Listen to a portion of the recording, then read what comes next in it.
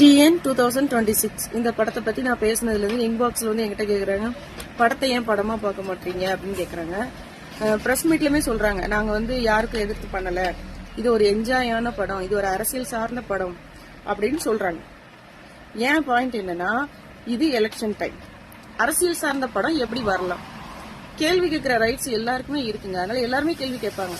ஏன்னா நீங்க வந்து விஜய் அண்ணாவை காட்டி தான் ப்ரமோட்டே பண்றீங்க. நீங்க ஒத்துக்கலனாலும் அதுதான் உண்மை. எலெக்ஷன் டைம்ல விஜய் அண்ணா நடிச்ச படமே வரக்கூடாது, ஆனா அவரை ப்ரமோட் பண்ணி ஒரு படம் வருதுன்னா அது வரலாம்.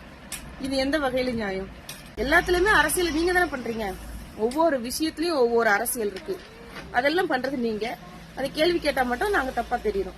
இது எந்த வகையில நியாயம்?